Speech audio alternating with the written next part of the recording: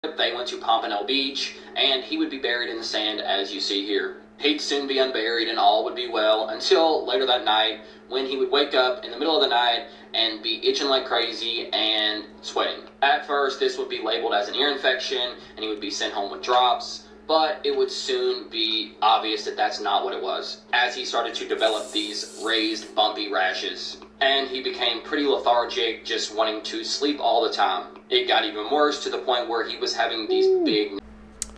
What's up, YouTube? Welcome back to my channel. How you guys doing? If you guys are brand new here to the channel, you guys don't know what we do, don't worry, I'm gonna break it down for you guys, man. We talk about the most scariest and creepiest videos on the net, on the web, from YouTube videos to TikTok videos, IG reels, Facebook, anything weird, usual, and unexplained you can find right here on this channel. I just want to thank all my supporters, man, who's coming back to the channel each and every single day, watching the videos entirely, man, commenting down below, and most importantly, hitting that thumbs up button on each and every single video drop.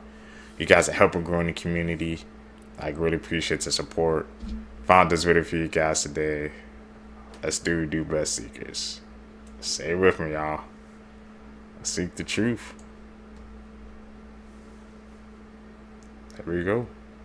You won't believe these jobs actually exist. Naming movies at Pixar. For this job, all you have to do is name Pixar's new movies, and you can get paid up to $700,000 to do this. And apparently, a woman that had this job got a $300,000 bonus for naming the movie Cars. Professional sleepers get paid up to $100,000 a year just to sleep. They do this for scientists to analyze their sleeping patterns or to test mattresses for hotels. An underwater hotel in the Florida Keys has an underwater pizza delivery man whose job is to deliver pizza to the hotel guests 21 feet below sea level. People completing surveys from their phones are now earning hundreds if not thousands a month. On the Mahola app, you can earn not only by taking surveys but even reaching certain levels on mobile games. Mahola pays a $1 welcome bonus and you can cash out at just $3. If you want to start doing this yourself, download Mahola on the App Store or Google Play. Here's some crazy Easy things money happening everywhere in the world right now. 5 guys were arrested for fighting at Five Guys. Amazon delivered a package to Mandy Moore's burnt down house after the wildfires in LA. KFC is moving their headquarters from Kentucky to Texas. The son of a billionaire rented out Asia's biggest nightclub with a DJ so that he could deal with his breakup. The company Igloo is recalling over 1 million coolers because a faulty handle has been amputating fingertips. A woman gave a psychic $50,000 to help her fall in love, and now she wants a refund. An opossum was hospitalized after eating an entire Costco cake. I get it. A Minnesota man tried to put out a Boy Scout cabin fire with beer. Now he's being charged with arson. Kid Rock walked off stage mid-show in Nashville because the crowd wouldn't clap. Please clap. A man was swallowed by a whale and lived. A tourist lost both hands after a shark bit them off while she was trying to take a selfie. A daycare worker put a 4-year-old in a trash can because he refused to take a nap. Changes in Earth's magnetic field are triggering sea turtles to dance. Police found $50,000 worth of stolen Pokemon cards in an Australian home. A dad was charged with assault for shoving 2 child referees at a hockey game.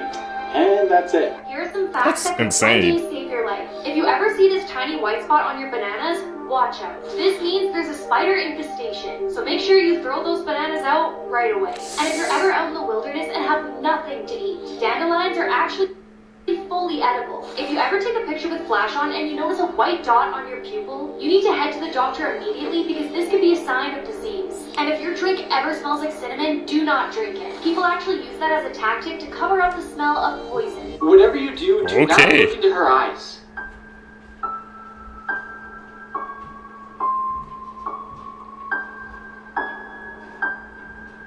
Nothing's happening. I'm still good.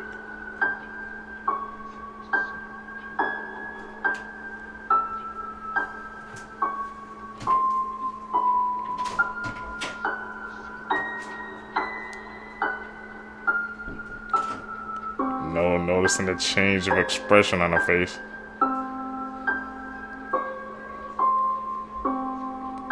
Oh, I see now when you look at her eyes, it changes bit by bit.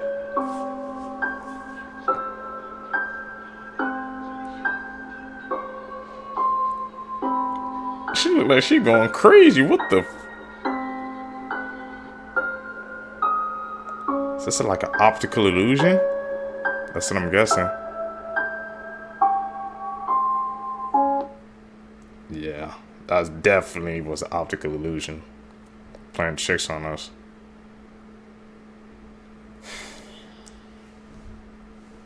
Crazy to think about our mind could just trick us like that.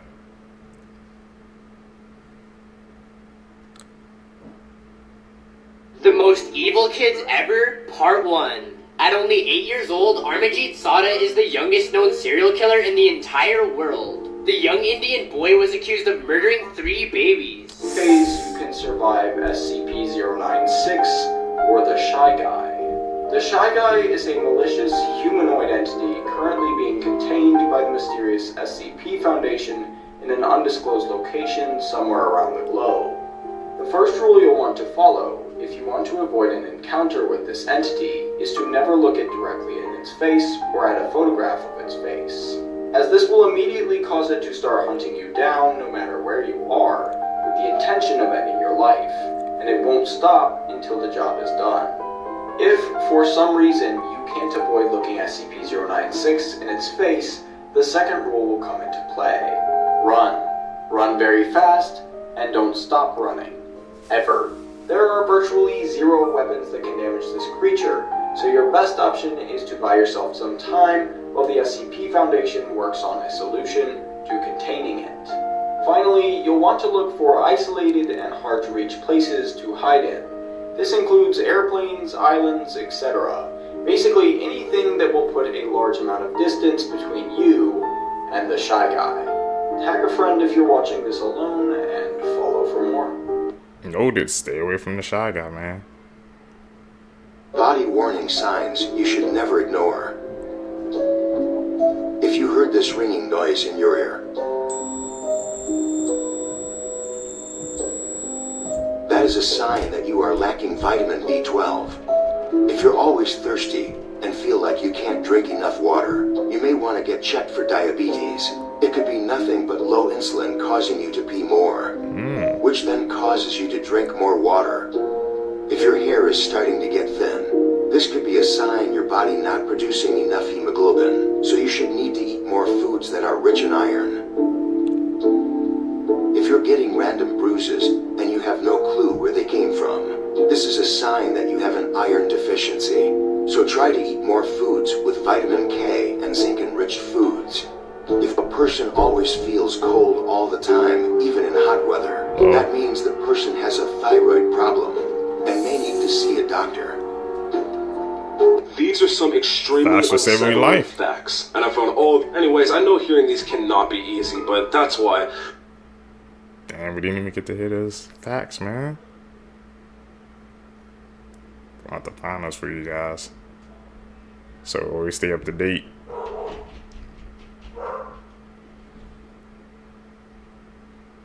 You know what that is.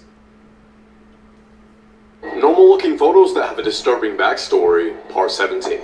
This is YouTuber Sarah Funk, who is vlogging her trip to Cyprus's Red Lake. The suitcase in the water was actually discovered to contain the body of a 12-year-old girl who was murdered by a serial killer. At $1.5 million, this is one of the most valuable violins in the world. The initials WH stand for Wallace Hartley, who was the lead violinist aboard the Titanic. This was the instrument he played the night the ship sank before Wallace himself died. The couple was staying at an underwater cabin at the Manta Resort. This photo shows Steven proposing to his girlfriend through the cabin window. She said yes, but when she waited for her fiancé to return, he never made it out of the water and drowned. So We sad. need to talk about pedophile symbols in children's movies and books for a second. So these are symbols that the FBI in the past has claimed that pedophiles use to communicate with each other. This is a known thing, and there are actually people who belong to these groups who have come out and stated that yes, these groups do align with these symbols. So take a good look, especially up here to the left. So these are some screenshots from the children's film Alina of Avalor. Do you notice any symbols right here on one of the characters? Well, some of the other symbols from that sheet are found on another one of the characters in the film.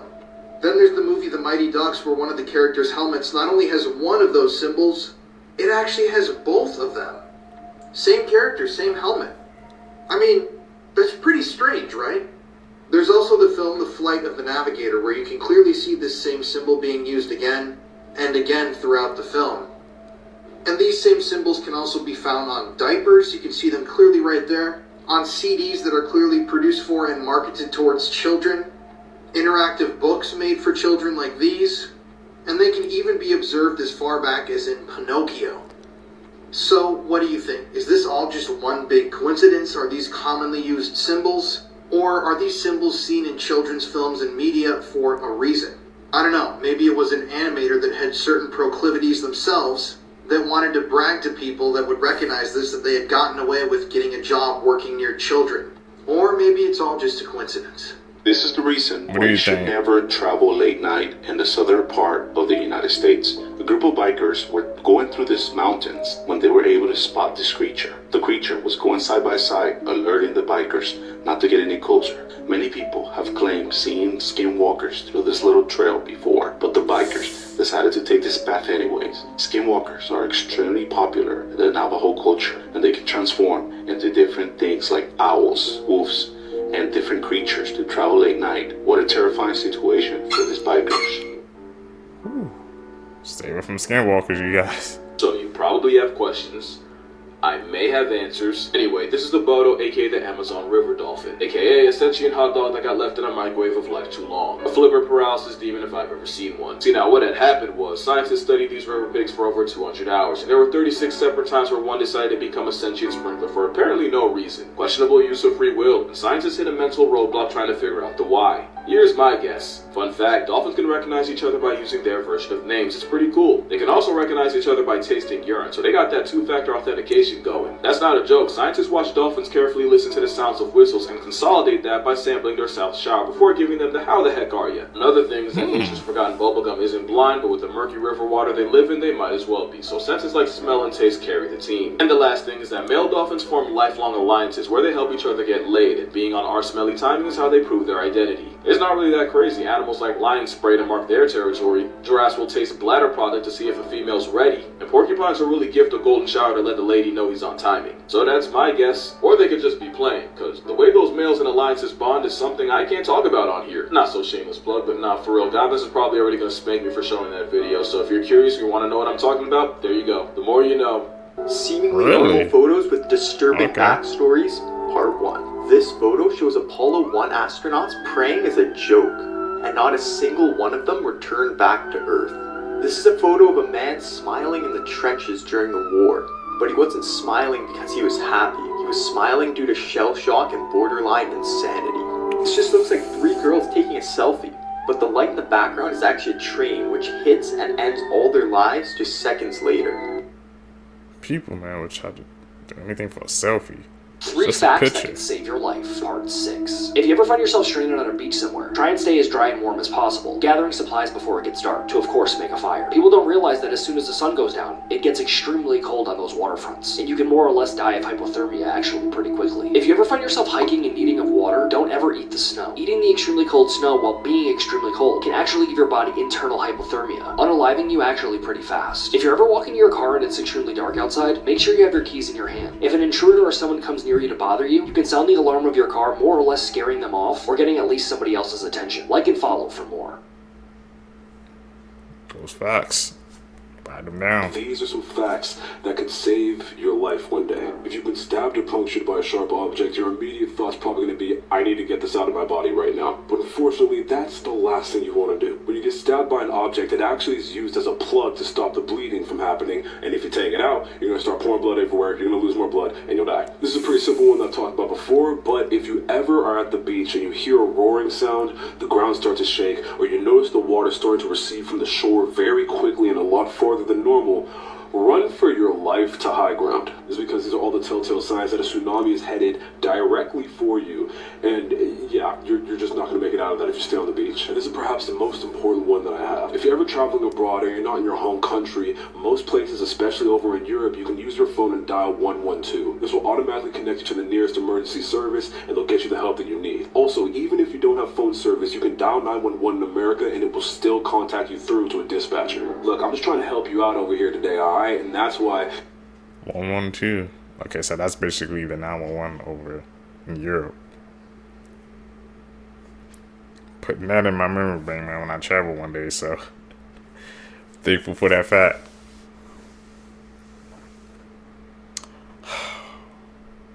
We learn that every single time I watch the clips together with you guys, man. I always For the learn first something time new. ever, a wild animal has been observed using a medicinal plant to treat a wound. So scientists just observed an orangutan in the wild doing something no other wild animal has ever been seen doing. You see, apparently this orangutan got into a little scuffle, and this scuffle caused the orangutan to get a wound below its eye. After getting this wound, scientists observed the orangutan chewing up a plant that is not normally part of its diet, and after chewing this plant, the orangutan would take the chewed paste and apply it to its wound below its eye. Now, the orangutan doing this was no random coincidence, because as it turns out, the plant that it was chewing did indeed have medicinal values. Now, because the orangutan decided to use this plant to treat its wound, the wound closed up after about a month, and the orangutan never got any kind of infection from the wound. Now that this has been observed in the wild, scientists are trying to figure something else out. They're trying to figure out if all orangutans know about these healing plants and are taught about the plants from other orangutans as they grow up, or if this is just some sort of animal instinct that the orangutans just automatically know when they're born. Here's some facts though definitely. Interesting, they If you evolving. ever live alone and you hear footsteps upstairs your house while you're downstairs, they already know you're there. Most house intruders aren't random. They've already been watching you. If you ever hear movements upstairs while you're alone, their plan is already in motion. Leave your house as fast as you can and as quietly as you can, and only confront when trapped. If a stranger asks you, do you live alone? Always lie. Always reply to that question with, oh, I live with parents, or my roommate's home, or my boyfriend's coming home soon. This can immediately dissuade predators targeting solo victims. If you ever find a door ajar in your home and you didn't leave it that way, back away immediately. Intruders sometimes leave doors open, no matter how slightly they are, as a trap. Walking into that room, especially if that room has no form of escape like windows, makes you extremely vulnerable. Leave immediately and call the police, even if this means finding out there's no intruder in the process. And finally, if you're ever being chased, never run in a straight line. Run in a zigzag or any other pattern. Zigzagging can make it harder for a pursuer to predict their path, especially if they're armed or driving. As you continue running that way, always try to run in crowds or areas with light or noise. Stay safe. Creepy. I've always wondered that, man. I've been seeing that. Like, have you ever seen that in movies or sometimes where, you know, person getting chased, or, you know, they getting, like I said, that person's arm, but they just run in a straight line? I'm thinking, like, if you at least, like I said, zigzag, run in different directions, it makes them harder for you to hit them. So it always crossed my mind why people never did that. Maybe in this situation, man, you're just not thinking. Home camera footage. In 2017, a mother in Billings, Montana woke up in the middle of the night to a notification on her phone. Her phone was synced to a baby monitor she had set up in her infant daughter's room. On this night, upon being alerted, she opened the app expecting to see her daughter awake in the crib. But instead she saw this. A man she didn't know is seen crouched down in the room. She saw this and ran to the room to retrieve her daughter and run out the house. She didn't see anyone in the room but wasn't exactly looking. When she called the cops, they arrived and conducted a search of the home but didn't find anything. A very odd detail is that it was found that nothing but the remote to a dog show collar was stolen from the house. Who this man is and how he got in the house is still unknown. That's like I said, one of the most scariest things, man. Somebody's in your house and you have no idea. Like, your house is supposed to be your sanctuary, your resting place, and somebody just invade your privacy like that, it can really rattle you. And that guy was in the daughter room. She didn't have no time to think. She just had to scoop her daughter and go. And the dog collar, shot collar was missing. Weird story. On March 5th, 1974, 17-year-old Amy Billig vanished while hitchhiking to her dad's office in Coconut Grove, Florida. A few days later, 16-year-old twins who lived in the neighborhood claimed they kidnapped Amy and wanted $30,000, but police discovered this was a hoax and the case went cold. Amy's mom, Susan, never gave up. She traveled the country chasing down leads. However, soon she started receiving harassing phone calls from a man claiming to have Amy. This went on for 21 years until one day the caller accidentally used his cell phone instead of a payphone phone, allowing it to be traced back to Henry Blair, a man who had become obsessed with the case but had no connection to Amy, so her disappearance remains unsolved. So he just tormented the family because he was obsessed with the case, man. People can truly be monsters sometimes. It never fails. You know what that is. A convenience store in Japan was getting robbed so often that the owner came up with a genius plan to stop thieves using only these orange balls. See, the convenience store was in the busy city of Yokohama, which gave thieves a huge advantage, because all they had to do was quickly grab what they wanted to steal, then run out to the street where they quickly blended in. To make matters worse, most of them just had a getaway car ready to go, which made it nearly impossible for police to identify them when they drove off. But instead of trying to lock everything in the store behind bars, this store owner simply placed a basket of what seemed like harmless rubber balls near the cash register. Soon, a thief grabbed some items before running out to his getaway car, but before he could drive away, the store owner threw one of the orange balls at the car. The moment it made contact, it split open, launching neon orange paint all over the car. He then called police, who easily tracked down the car before arresting the thieves. Since then, these orange balls have become a very popular anti-theft tool found in thousands of stores across Japan. Employees even undergo specialized training to throw the balls more accurately at thieves so police could track them down. This man built a memorial to Adolf Hitler in Wisconsin. And yes, he was a real ex-Yahtzee soldier. So this is Theodore Junker outside of his memorial, holding a photograph of himself when he was enlisted in the SS. You see, Theodore after World War II had come over to America. And when he got over to America, he decided that America had gotten it all wrong. Just take a look right here at one of the signs inside of his shrine. Adolf did not start World War II. Not one person was gassed to death. He respected all races. Oh, and he protected Paris. This museum that he had set up was a whole shrine, and he was incredibly proud of it. There was tons of controversy in this small town in Wisconsin, and they said he couldn't open it up, but he did anyways. And the whole thing was giving praise to the Yahtzees and their leader. And the whole thing, you can still Google pictures of it, was incredibly bizarre and disturbing. Now, eventually Theodore would die in the year 2013, and shortly afterwards his property went abandoned. And for years, this entire thing sat out in the woods in Wisconsin deteriorating. A very creepy reminder of a very disturbing past. I mean, you can't make this stuff up. You have to pause to read some of these plaques. Now, the site was demolished in 2023, but the pictures will live on forever. And I just could not believe this story. I was actually in Wisconsin and someone told me about the abandoned Yahtzee museum in the woods, and I didn't believe them until I Googled it and figured out that it is very real. So this TikToker, let's call her Spirit.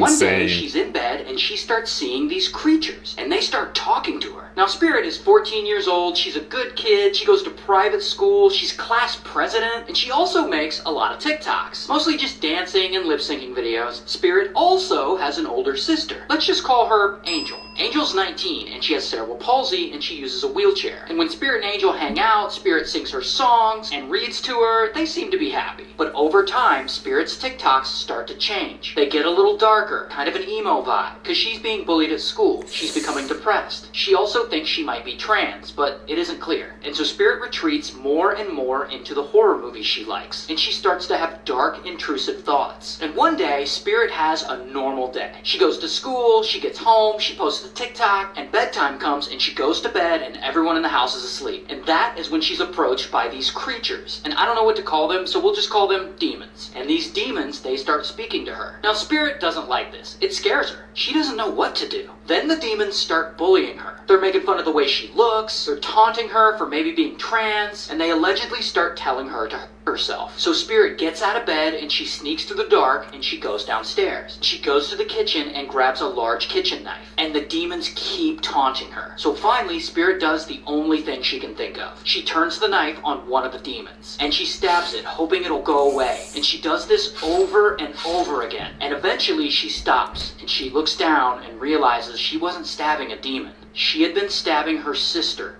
Angel. So Spirit calls 911. Then she goes out into the front yard and waits for the police. Police get there and she straight up admits it. I unalived my sister. So they arrest her and it's a huge deal and all her TikTok followers are like, what the f***? And eventually, all of this goes to trial. And at the trial, Spirit's attorney argues a version of the story I just told you. That Spirit killed Angel because Spirit was depressed, experiencing hallucinations, which I represented with pictures of demons, but who knows what the hell she was seeing. Now, the prosecuting attorney, on the other hand, they argue that's bull. That this wasn't because of hallucinations, and that Spirit was obsessed with homicide, and that she would often talk to her friends about unaliving people, and that she shows no remorse in killing her sister. And allegedly, when Spirit was in police custody, an officer's phone rings, and his ringtone is the theme to Halloween, and Spirit jokes, "I just Michael Myers to my sister." And then another time while in police custody, police gave her McDonald's, and she said, "I would have killed someone sooner if I knew I was getting McDonald's." And so the prosecuting attorneys use all of these things against Spirit in court. However, both prosecution and defense agree that Spirit is mentally unwell. So Spirit is tried as an adult, and eventually she pleads guilty to third-degree murder, and here's her mugshot, and she's in prison now, serving 12 to 40 years. And to this day, we still don't exactly have a clear understanding of why she did it. Spirit? That was a story that had twists and turns.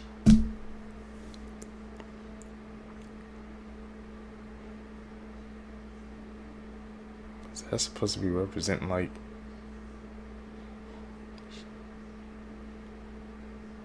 Is this supposed to be...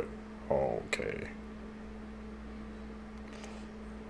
This is 17-year-old Michael Dumas. He was on a church trip to Florida with some of his friends. While on this trip, they went to Pompano Beach, and he would be buried in the sand as you see here. He'd soon be unburied and all would be well until later that night when he would wake up in the middle of the night and be itching like crazy and sweating. At first, this would be labeled as an ear infection and he would be sent home with drops, but it would soon be obvious that that's not what it was, as he started to develop these raised, bumpy rashes. And he became pretty lethargic, just wanting to sleep all the time. It got even worse to the point where he was having these big, nasty blisters. And that's when he'd finally be diagnosed with cutaneous larva migrans, which is pretty much dog or cat hookworm. So pretty much these work by the dog or the cat pooping in the sand and contaminating it, and then not long after, these microscopic larvae hatch, and then you step in this contaminated sand and you end up looking like Michael.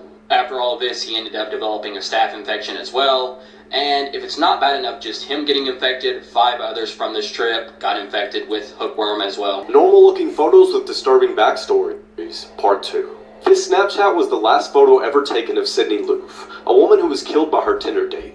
Her body was cut into 14 different pieces, and when it was brought back to the morgue, it was in 6 different bags. This man was transferring oxygen tanks for 12 boys and their coach. He didn't have enough oxygen for himself, however, and died after losing consciousness in one of the cave's passageways. This man is Issei Sagawa, an actual cannibal from Japan. This photo was taken by a Japanese magazine after he was released from prison for insanity. The man in this photo, Franklin Floyd, married a woman and had custody over her children while she was in prison for 30 days. The girl in this photo is one of her children, whom Floyd kidnapped to start a new life with. He left the other siblings behind, and after this photo was taken, he went to another state, changed both of their names, and claimed her as his biological daughter. Later, he went on to marry her. World is a weird place. The former Abercrombie & Fitch CEO was just arrested on serious charges and will probably be in prison for the rest of his life. So this is 80-year-old Mike Jeffries, the A&F CEO from 1992 to 2014. You might recognize him because he's been in hot water before, when an interview resurfaced from 2006. Where basically he said he wants cool, attractive people wearing A&F, and that fat, old, unattractive people can go somewhere else. In 2004, there was a class action lawsuit brought by minority employees who said that they were denied employment or forced to work in the back so customers didn't see them. A&F paid $40 million to settle that case. In 2005, there was some controversy surrounding shirts that read, quote, "Who needs a brain when you have these? Gentlemen prefer tickle bitties," and "Do I make you look fat?" So now let's get to the criminal allegations. Mike Jeffries, along with his partner and another man, were arrested yesterday. It is alleged that from 2008 to 2015, these men operated an international trafficking ring. Jeffries and others paid dozens of men to travel to various locations to hold these parties, basically equivalent to Diddy's freak-offs. And these young, vulnerable men were led to believe that this could lead to modeling opportunities and benefit their career. But when they arrived, all their personal items were taken, including cell phones, wallets, and clothing, and they were required to sign NDAs. Victims were injected with drugs, and even when they could not consent or did not consent, Jeffries and his partner would harbour them personally or use objects. The youngest victim was 19 years old, but it's believed that many more victims have yet to come forward. Mike Jeffrey and the other defendants face a minimum of 35 years in prison, which is a life sentence for the 80-year-old Mike Jeffries. However, he is free right now because he paid a $10 million bond. These CEOs, man. How many more crooked CEOs in the world have to be exposed? You know, it's a long list. Whew. Be careful, man. Gotta keep our eyes sharp out here in these streets. She must have been out of her head.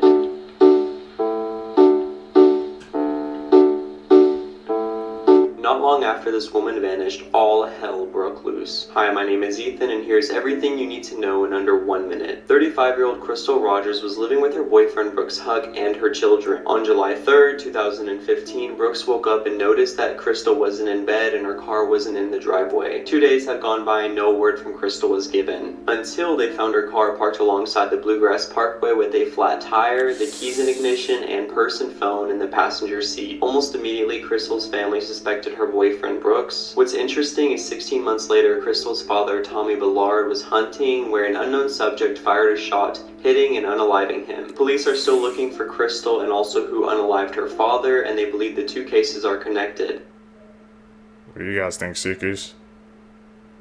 Weirdest kid toys ever, part 24. So next up we got some bubbles. And it's like a sword. You dip it in like the thing with all the bubble solution crap, and then blah blah blah, you blow your bubbles. But if you take a nice close look at the thing that holds the bubbles, it looks like a nice old dude. This is why I would never understand fraternities or hazing or anything of that nature.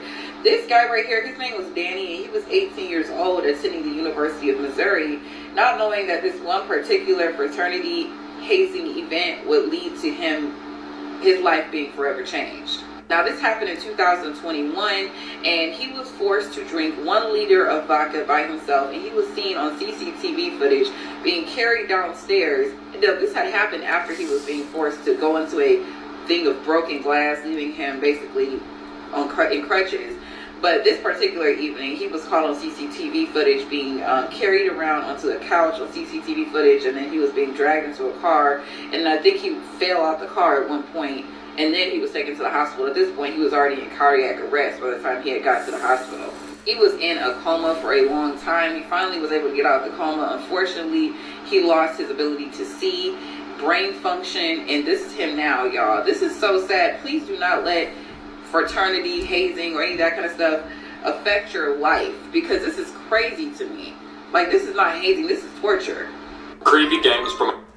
She was spitting facts, man. Like I said, some of those hazings, they're not even hazing. They just shit fit. Seems like it's a torture scheme. When people trying to do that to fit and be cool, man, I'm cool off that. When it gets too extreme, y'all got that. I'm out. I'm my own person, man. I'm not going through all that crazy crap just so a bunch of people I know can accept me. If you can't accept me for who I am, why would I want to be friends with you?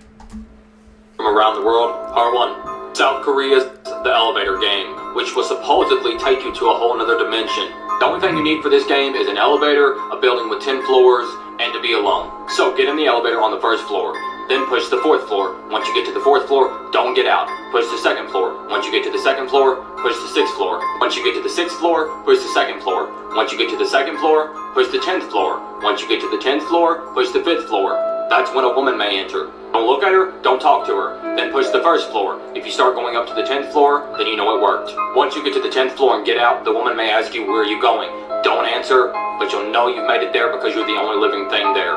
But the hardest part isn't getting there, it's getting back. Imagine dropping your child at school. I won't be playing that. Day like any other. But instead of being called to pick her up, you're called to pick up her body. Here's what we know. On Wednesday, the 7th of August, after failing to return home after school, 16-year-old Devaney Null was reported missing. After a later police search of the Overberg High School premises, however, her body was discovered in a storage room. In the aftermath of the disturbing discovery, the school has been closed today, the 8th of August, and counseling services have been offered to both students as well as their parents. A murder case has also been opened, and the investigation has been transferred to the Provincial Serious and Violent Crimes Team. Anyone with information about the crime can contact Investigating Officer Leon, or alternatively the Crime Stop hotline.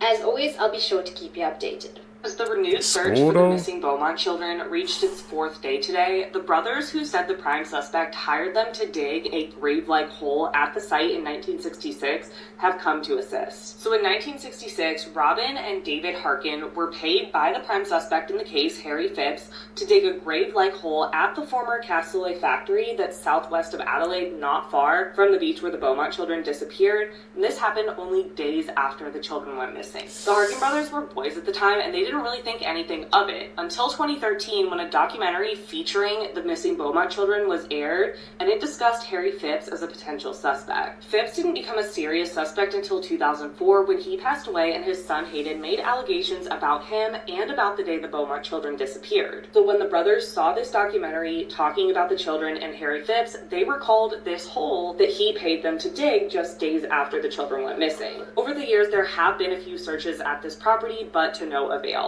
But on Saturday, an excavation of the property was organized by independent MP Frank Pangalo.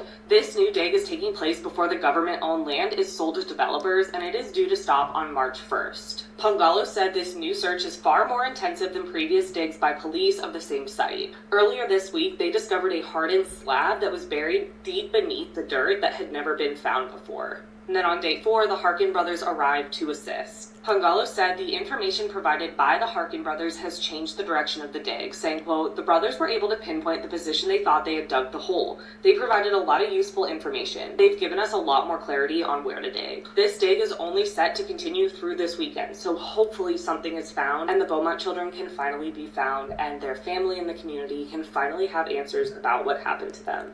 Justice for them. Me, 38-year-old Crystal Turner and 24-year-old Caitlin Schultz. They were a married couple who absolutely loved camping and spending time in the outdoors, but the pair were last seen alive on the 13th of August 2021. They were last seen at a bar in Morb at 9:30 that night. Witnesses who had seen them at the bar claimed that nobody had followed them out that night. After no one had heard from the pair for a few days, Cailin's father contacted a friend who lived in the area where they were camping, and the father had said down the phone to Cailin's friend that Cailin and Crystal were a little bit concerned about a creeper dude that had been near their campsite. So the friend went to their campsite in the Las Sal Mountains, I'm sorry if I mispronounced that, and this was on August 18th, 2021, so a couple of days after they'd last been heard from. And when they did this, they actually stumbled across their remains. And the worst part is they were on the phone with Cailin's father as they discovered them. And the friend then contacted the police. Both of them were found undressed from the waist down and in a creek, and they had both been shot to death. And this case was pretty much cold, and it still kind of is. Now, this one is technically unsolved, and I'll explain why in a minute, but there's actually no way we can confirm who did it. And it wasn't until May 2022 when police said that they had a suspect in this case, and this suspect was called Adam. But however, Adam was reported to have left the state and then taken his own life. Adam had also confessed to another killing in that area as well and provided police with details that were not known to the public. The motive for the murders still remains completely unknown, and it's still not clear if this Adam character did actually murder them, and I suppose there's going to be no way to prove it because he's dead. But I just think this one is absolutely heartbreaking, and the pair deserved so much better. Be careful when you're out. You never know, man. Dangers lurk around each and every single corner. Witness that firsthand.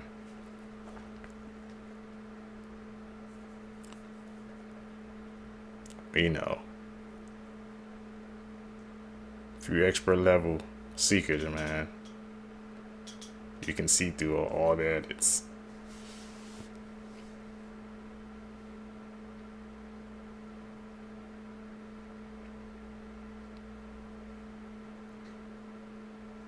Y'all, the Watts house has to be haunted, because tell me why the new owners of the Watts house are getting a divorce, and allegedly the dad, the husband, put his hands, or was some type of DV situation, or whatever the case may be, towards the wife. This is crazy. So basically the Watts house was put on the market after Shanann, Bella, and Cece were unalived by Chris Watts. It took a while for the house to sell. It was on the market for a long time. I want to say it was on there for $700,000, right? They went ahead and closed on the house, and for what it seemed like, everything was going well. Well, eventually, there was a report that there was a call from the wife. They also, mind you, have 2 daughters and 1 son. It's very similar to what Shanann and Chris, had. They were going to have a son, and they also had 2 daughters. Anyways, so there was a call of a domestic complaint, and the wife basically said that she felt like her husband was going to put his hands on her. I think he was, either maybe drunk or whatever the case may be. I'm not 100% sure, but there was some type of domestic dispute in the house. Now, he did get arrested, y'all. He did get arrested. I was able to find proof of his arrest. There is a record. Basically, you got to look into, I believe it was Frederick, Colorado. And yeah, it will come up. But anyways, he did get arrested, and they're selling the house. They're getting a divorce, selling the house, allegedly. Now the house is back on the market. I'm not 100% sure if it's sold to a new person yet or not, but it's back on the market again. Y'all, I feel like this house needs to be torn down and turned into a memorial at this point, because why is it every time they sell this house, it's getting back on the market? This is a case that has continued to bother me. Sarah Kinslow was born on June 14th of 1986. She grew up with 3 siblings and 2 loving parents in Greenville, Texas. Growing up, she was very musically inclined. She even entered a women's composer competition, and she won first place. She was known to often do solos at her church, and she was just very talented when it came to music. Sarah was also a very happy child. It was well known that she loved the holidays, especially Christmas. Her parents said that she would wake up super early on Christmas morning and go wake up all of her siblings, and she couldn't contain her excitement to the point where she would grab her stockings and then go and jump in her parents' bed to open everything. But as Sarah started getting older, she started hitting a more rebellious streak. When she turned 14, she started staying out late, sneaking out. Like, she was just being kind of a rebellious teenager, and things seemed to get worse when she met 18-year-old Curtis Wayne Bell. And I don't have a picture of him. I'm sorry about that. Sarah's parents obviously did not approve of this relationship. They did not like Curtis, which is understandable because he was 18 and she was 14. Just the age difference that Sarah's parents didn't agree with. Curtis was also known to be a really not a great dude. He was very involved in drugs, and even Sarah's older brother, he was in jail for unknown reasons, and even he said that the inmates had told him that Curtis was not a good person and his younger sister should. But this did not stop Sarah. In fact, this would lead to a lot of arguments in the home, and even one night Sarah started packing up all of her stuff, and she told her parents that one day she would be gone. On May 1st of 2001, Sarah went to school early that morning. Her dad dropped her off around 7:20. They wanted to go early because Sarah had plans to meet with some of her friends. Sarah's dad left and then went about his day. It wasn't until later when Sarah didn't return home from school, and then the school eventually calling saying that Sarah had never been at school, that her parents got worried. They started questioning her friends and asking all of them where Sarah was. None of them knew where she had gone because they had plans that day to skip school and go to a local cemetery, but Sarah had never shown up, according to her friends. It was after this that Sarah's family decided to report her missing, and at first she was considered a runaway, and her parents agreed that she probably ran away. And it wasn't until all of the friends agreed to take a polygraph test, and all of them failed, that things started to get strange. Now, polygraph tests are not that reliable, but still it is worth noting. That's when police brought in dogs, and the dogs did track Sarah's scent for 2 blocks, but then it disappeared, so they believe that Sarah got into a vehicle. We'll get into more in part 2. Give me a couple minutes to get it up. It'll be down in the comments. What is the craziest thing that someone's confessed to on their deathbed? Well, a deathbed confession made this year solved a 20-year-old cold case. And this is coming from the Heart Starts Pounding podcast episode that's all about cold cases that were solved this year. So this year in West Virginia, a man named Larry Webb was dying. And before he died, he called a nurse over and said he needed needed to get it off his chest that he killed a woman and her daughter back in 2000. It turns out that back then, a woman named Susan Carter and her 10-year-old daughter Alex were living with Larry while Susan was in a custody battle with Alex's father. One day they just disappeared, but because they were together when they disappeared, police assumed that Susan just ran away with her daughter. But Larry confirmed that that's not what happened. The story he gave on his deathbed is that one day he came home to see that Susan was stealing money from him, and so he shot her. And then panicking, he wanted to get rid of all the witnesses, and that included Alex, her daughter. And to me, the craziest thing in all of this is that Larry had really bad dementia, so when he gave this confession, they weren't really convinced that it was true. But the day after he died, both of their remains were found in his backyard. If you want to hear more on that story and other cold cases that were solved this year, check out the Cold Cases That Were Solved This Year episode of the Heart Starts Pounding podcast, wherever you get your podcasts. It goes to show you, man. People in their last moments, that's when they want to get the truth off their chest, man. Something about their last moments, man. They just want to go, I guess, into wherever they about to go, into with peace of mind, but the damage is done. Wonder how many other people, man, who are still holding in their secrets.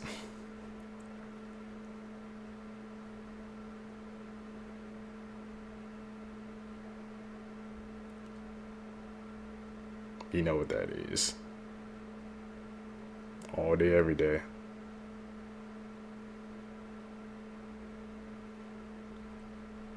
What is one true crime case that you just can't stop thinking about? I always wonder what really happened to 6-year-old Catherine Korzelius. On August 7th, 1996, Catherine, along with her mom Nancy and her brother Chris, were out running errands. Catherine's dad was Paul Korzelius, who at the time was the tour manager for John Bon Jovi. That day was Paul's birthday, so they were all out looking for a present for him. They all lived on Elder Circle, which is a small neighborhood near Austin, Texas. When they got back to Elder Circle, Catherine wanted to pick up the mail from the community mailbox and then walk home. The mailboxes were only about 1/8 of a mile from their home, and Catherine had done this a few times before, so her mom let her.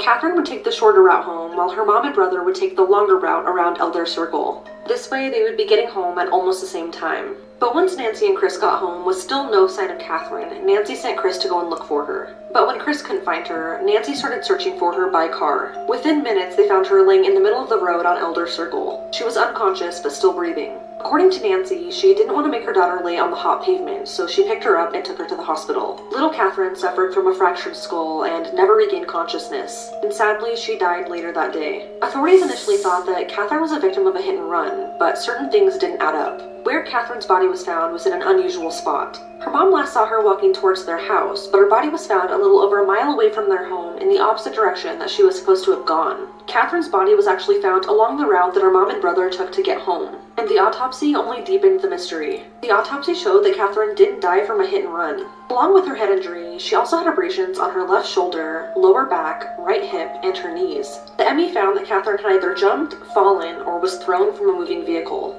One theory investigators came up with was that Catherine maybe tried to hold on to the back of her mom's car on the drive home, but fell off. This would explain the location of where her body was found. But her family did not believe this, so they hired a PI. The PI noted that it was a really hot summer day, and at the time, Catherine's left thumb was broken and in a splint, so it would have been really difficult for her to hold on to anything. And it's likely her mom would have seen her in the rearview mirror.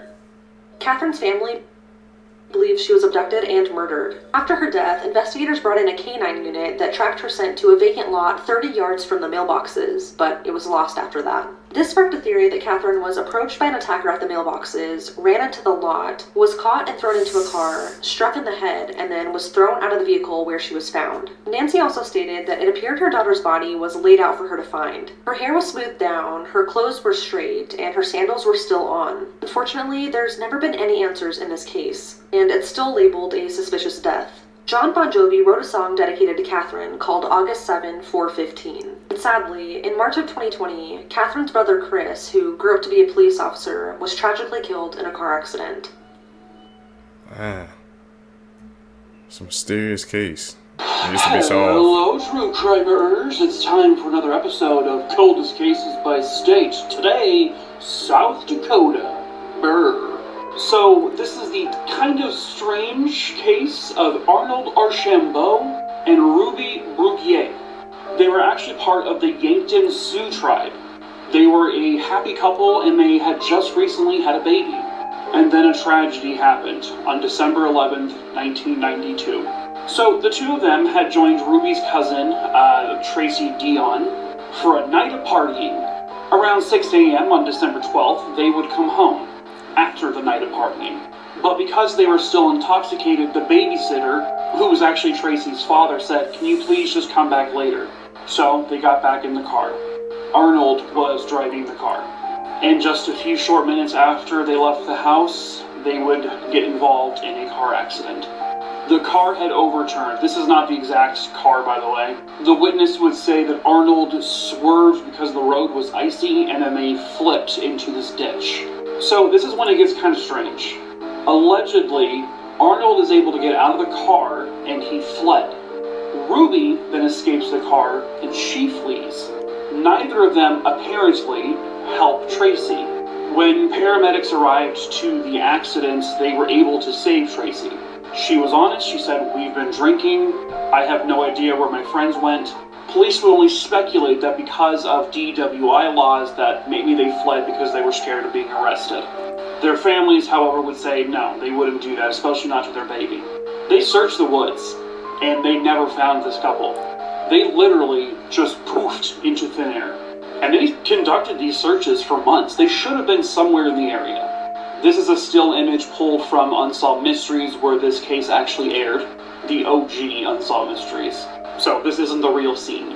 But in March of 1993, about 3 months later, in the ditch just 75 feet away from where the car accident happened, was the decomposed body of Ruby Bruguier. The ditch had water in it, so the next day they pumped out the water, and in that same area they found the decomposed body of Arnold Archambault. It was only like 15-20 feet away from where Ruby was. You know what's stranger? He wasn't as badly decomposed as Ruby was. They also found a tuft of Ruby's hair at the crime scene, which is very odd. The autopsy would show they died of exposure. A witness said they saw Ruby and Arnold at a New Year's Eve party 3 weeks after the accident. That witness took a polygraph and passed. Police say foul play wasn't involved. Were they murdered? How come they're in the same spot as the car accident, months later? This one is so weird, right? Yeah. Raquel opened up the oven and saw her 19-month-old baby with burns all over her body. The child wasn't moving or breathing at all. They called the ambulance, but it was already too late.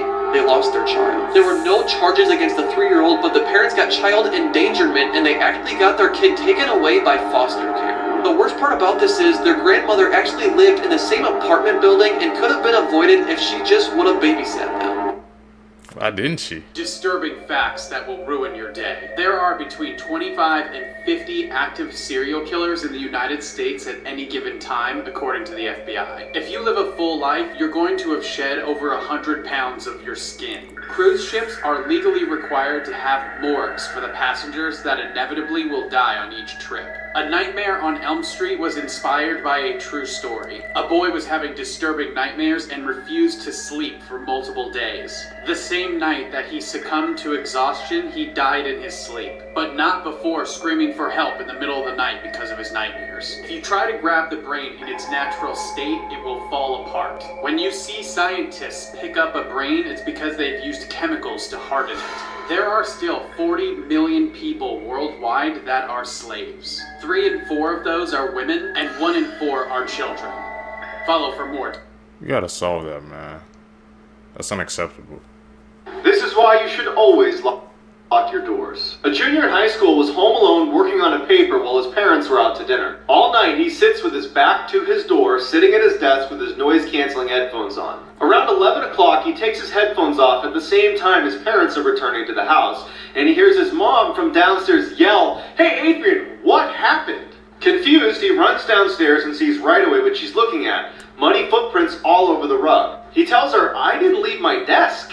And then they realize someone must have broken in. They look at the footprints and there's none leaving the house. They're worried someone's still in the house, so they run into the garage, terrified, call the police. Police arrive and they don't find anyone in the house, but they do make a chilling discovery upstairs. The police bring them to the kid's bedroom door, which had been left open all night, and they point to the message written on it in Sharpie. This is the actual transcript of what was written on his door. which means for nearly 2 hours, someone stood in this kid's doorway watching him. That's why I don't wear those noise cancellation headphones. Here's why you should stop rubbing your eyes. That was no joke. You seriously need to stop rubbing your eyes as much, and here's why. Trust me, you might want to favorite this video because you might need this as a reminder in the future. Let's be honest, we're all guilty of this at some point. But I bet you didn't know that continually rubbing your eyes can actually cause really bad damage to your cornea. In fact, it can thin out your cornea, causing it to bulge. I mean, let's go back to the MRI footage. This is someone rubbing their eye. Visibly being able to see the pressure it puts on your eye, and the way that the eye can actually change shape, increasing the pressure on your eye by 20 times. And it gets worse if you rub your eyes with your knuckles or the back of your hand. So although the occasional rub probably won't do you any harm, consistently doing it and consistently doing it hard could lead to potential vision loss. So send this to literally anyone you know because for their eyes' sake, they need to see this. Elon! Noted, man.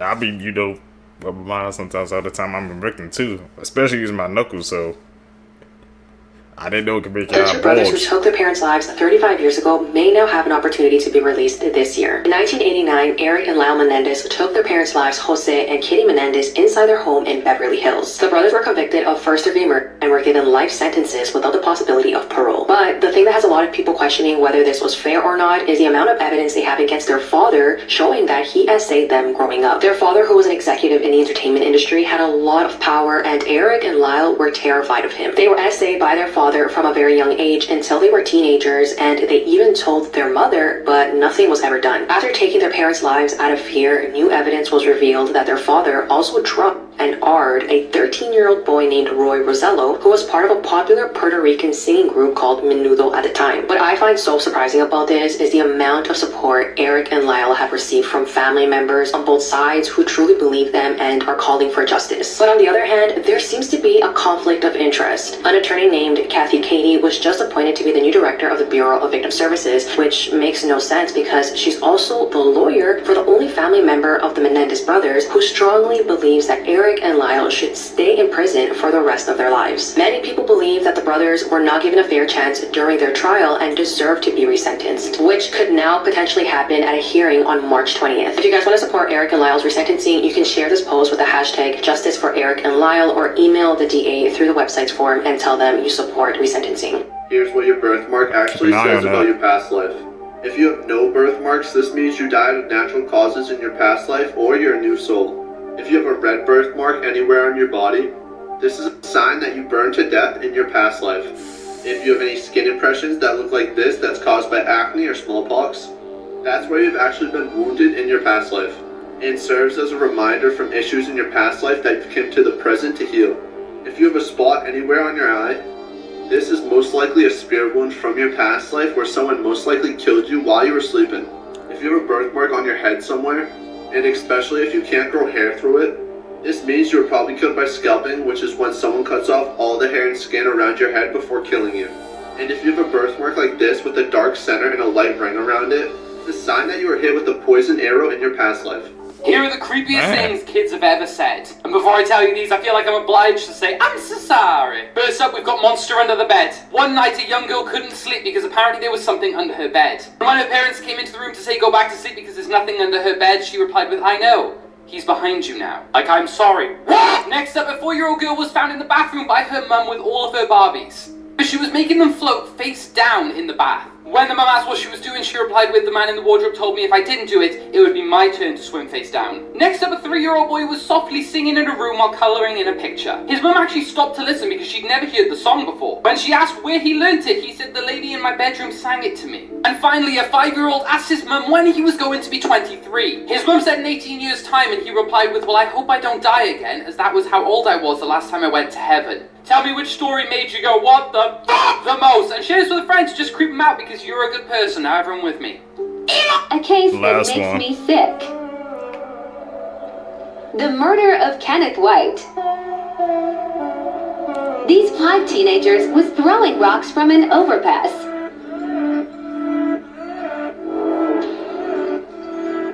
Eventually, one rock hit the windshield of White's car and hit his face.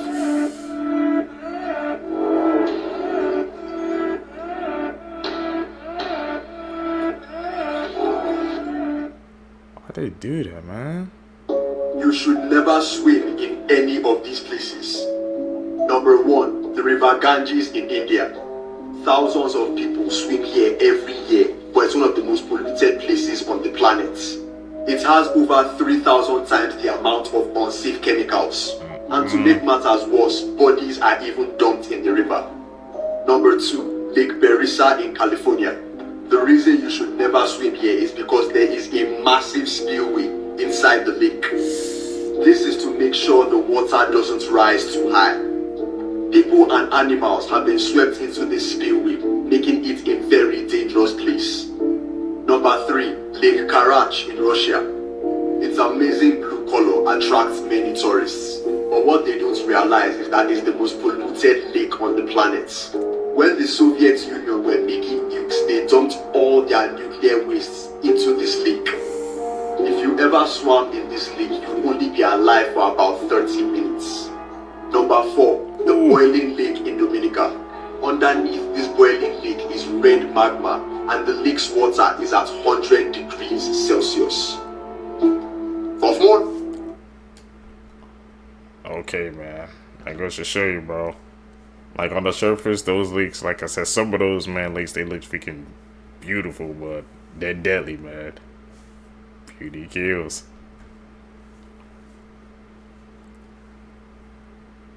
I can't believe it, especially 2 of those lakes, man.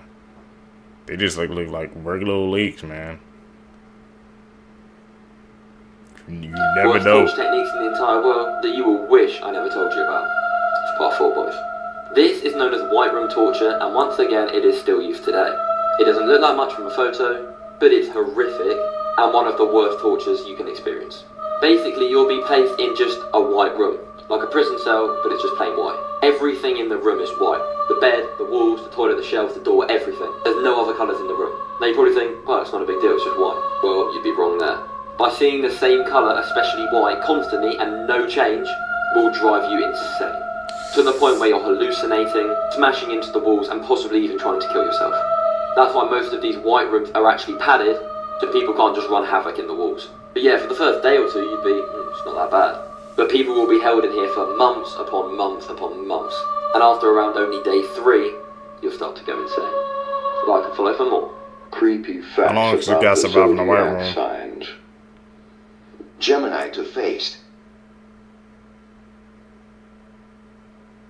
Two-Face? That's what they're talking about. That's what I'm getting off those Taurus, pictures. stalkers. Stalker vibes from Taurus. Aquarius, very manipulating. Is that true for Aquarius? Leo, good liars. Leos are good liars. Drop your sign down below. Cancer, obsessive in relationships.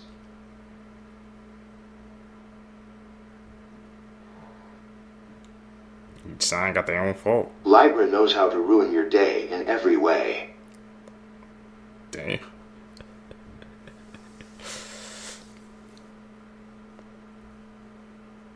This has to be one of the creepiest mugshots I've ever seen, and the story behind it is pretty disturbing.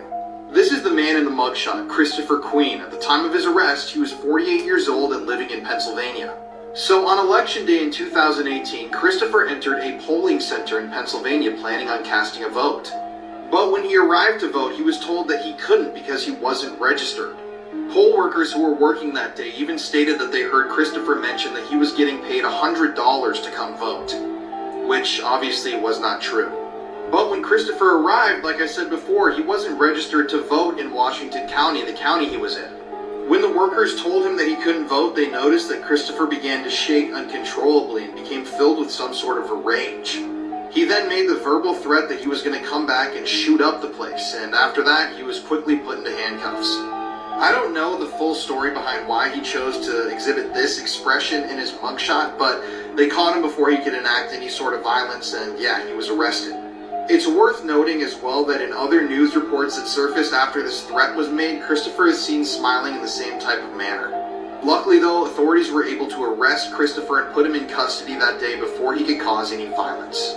So it looks I like got Art the Clown Joker could be vibes. starring in a brand new horror movie, and we don't have to wait until Terrifier 4. As we know, the actor who plays Art the Clown is David Howard Thornton, who of course plays Art the Clown, and who also played the Grinch in The Mean Ones, which I feel like is a little bit overhated. Yes, it's a low-budget horror movie having to do with the Grinch story, but there are a ton of aspects that David Howard Thornton uses while playing the Grinch in The Mean Ones that really makes it feel like it's Art the Clown. And I feel like it's almost the same thing we're going to be getting in this Mickey Mouse horror movie having to do with Steamboat Willie, a Steamboat Willie horror movie, pretty much Mickey Mouse, more or less. Now yes, technically it's one of those lower budget horror movies, kind of like The Grinch the Mean Ones. And if you've seen the trailer, you might know that it does not look great. I'm going to reiterate one more time, neither did Terrifier when it first came out. I'm pretty sure they're not going to be using CGI either. It looks like they're going to be doing a full costume like they do in Terrifier. Obviously I cannot show you the trailer because it's extremely graphic, and I don't really know if it's something that you want to watch in general. But all in all, I think it's amazing that David Howard Thornton is not only just playing Art the Clown, but playing these other characters. And I'm hoping he's going to be giving it a little bit of Art the Clown inspo. As I said, when he played the Grinch in The Mean Ones, there were aspects of Art the Clown, that funny, that humor, that we only see from Art the Clown. I'm just glad we don't have to wait till Terrifier 4. Do you ever see a picture that just makes your stomach drop? This is a still from an alert that a woman named Alexis Randall got on her phone. It's from a security camera that was set up in her living room, but she's looking at this and she's thinking the same thing you were. She's like, what's wrong with the picture here? Why did the motion detector go off? But then look a bit closer, specifically at the bathroom door. This man who was staring at the camera from the doorway. She spots this picture and she immediately panics and calls the police, but by the time they get there, this guy is gone. What really freaked her out even more is that when police got there, they found evidence that the bathroom window had been tampered with. Further security footage would show that the man had crawled through the bathroom window the night before and was hiding in the hallway bathroom all through the night, even while she was in the house. And if you guys are loving Creep Time, make sure to go follow on Insta. One of my worst fears, man. Somebody just in your house and you have no idea. I didn't even see that until he zoomed in. Here are the most terrifying mythical beasts from around the world. First up, the Wendigo. The Wendigo is described as a gigantic creature which is a near-perfect hunter and can control the weather through the use of dark magic. Native Canadian and American folklore state that the Wendigo is born when a human has to resort to cannibalism to survive, although it has also been described as a spirit which possesses humans who are excessively greedy or gluttonous. Before we continue, please show your support by pressing share copy link to receive a brofist in the comments section. Next up, Black Annis. Black Annis is a hag-like creature in English folklore with iron claws and an appetite for human children. Legend has it that Black Annis would hide in trees waiting for her victims, and when she caught them, she would wear their skins around her waist. But if you were careful, you could hear her teeth grinding and run away. Let me know what countries I should do next. The Wendigos, man. I learned some new lore on that. Lost inventions that could have changed the world, part 4. In the late 1990s, inventor Jan Slow created the Slow digital coding system. He claimed it could compress an entire multi-gigabyte movie down to a file size of 8 kilobytes. This would have revolutionized the way we store and share data. Slout demonstrated this to executives from Philips by playing 16 movies simultaneously from a single 64 kilobyte chip. And the Philips execs told Slout that he was about to be, quote, the richest man on earth. However, 2 days before the source code was going to be handed over, Slout mysteriously died in his garden of a heart attack on September 11th, 1999, and his decoding software was never recovered. And what do you guys think about that? There's no way that's a coincidence, man. It compacted all those files into like just 8 gigabytes. And there was proof he showed him, man. He was about to be the richest man on earth. Somebody didn't want that product to go through. I don't know who behind that one. That's YouTubers who've done horrible things. Jay Station was a Canadian YouTuber who would often do pranks and 3M videos. One day, he claimed that his girlfriend Alexia was suddenly killed in a car accident. However, he used her death as a way to get views, even communicating to her through an Ouija board. Alexia was revealed to be alive, and once the truth came out, she later revealed how mentally abusive he was. This would later lead to his channel being demonetized. Times when actors couldn't act. In The Boys, Homelander is one of the most menacing and intimidating villains we've ever seen. In this scene, he knocks over a door just by knocking. But But when Anthony Starr realizes he accidentally broke the set, he completely breaks character. Shit, are you supposed to do that? Sorry, guys. You broke the door, man. I'm sorry. And for this flying scene, they actually filmed it practically, but Anthony Starr could not stay in character. My life. This. Off. Holy. Okay. Please, this guy. In Spider-Man Far From Home, there's a scene where Ned shares a big secret with Peter, but Tom Holland couldn't keep a straight face while filming. I'm a virgin. I'm so sorry.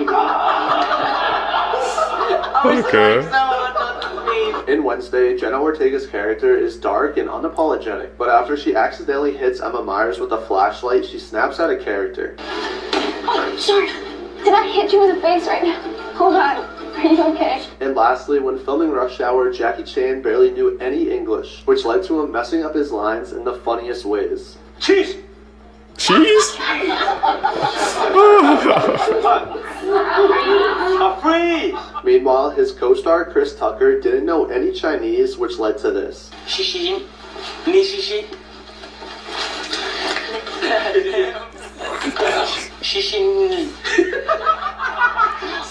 how difficult is that? My English, you even cannot say 3 words!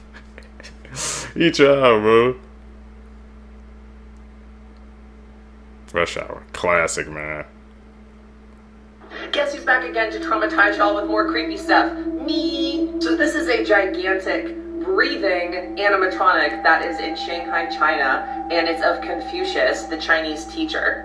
It is absolutely massive. Look how big it is in comparison to that dude right there. And it is in a pool of water that it's only like a foot deep, but it's still terrifying. Look at this. Like, its beard is in the water. That's creepy. Bro is like hyper realistic. Like, that looks like real skin. That is so freaking uncanny. And apparently his chest moves like very, very subtly, so it looks like he's breathing. No. This picture alone heebies my jeebies beyond absolute belief. Imagine that you work in this museum at night and like your job is to go put out the lights in this area of the museum, and you're this guy and you have to put off the lights and turn off the animatronic for the night, and that thing is in the dark just staring at you. Nope. Love his eyebrows though. Like, for real, his eyebrows look amazing. He's not at the museum anymore. In the video that I watched about him, he actually is put in a warehouse somewhere. So this gigantic monstrosity is just chilling in a dark warehouse somewhere right now on this planet. How do you feel about this one? Does this freak you out? Would you be able to look at it or get anywhere close to it? Would you get in that water? Me? No. Here are 3 real ways you can survive encountering a Gashadakuru. According to Japanese mythology, the Gashadakuru is a massive skeletal being known for its unending desire to consume human blood. The first rule you'll need to follow if you suspect there's a Gashadakuru in your area is to always keep your ears open for anything that sounds unfamiliar. Despite its size, the Gashadakuru is known to be able to stalk its prey almost silently, but if you listen carefully, there's a chance you'll hear its bones chattering in the wind, giving you time to flee. Secondly, it's recommended you don't travel alone if you live in a rural area, as the Gashadakuru prefers to hunt people who are by themselves to avoid drawing attention to itself. Finally, it's recommended that you avoid old battlefields or areas where there is an abundance of improperly buried individuals, as these are the conditions necessary to spawn a Gashadakuru. Tag a friend if you're watching this alone, and follow for more. Thanks for letting The us know. Craziest Human Experiments, Part 6. The Gruesome Beheading Experiments. Throughout the 19th and 20th century, French doctors investigated whether freshly executed victims stayed alive moments after their death. One notable case was that of Charlotte Corday, who was publicly executed in 1793. According to reports at the time, her severed head was lifted up by the executioner and slapped across the face. And to the shock of the crowd, the victim's face apparently blushed and appeared angry. Another famous case in 1905 where a man shouted at a severed head and it apparently responded back. Their main goal was to find out how long a human head remained conscious after death. They figured it out. I know. This is why you never paddleboard out in the ocean.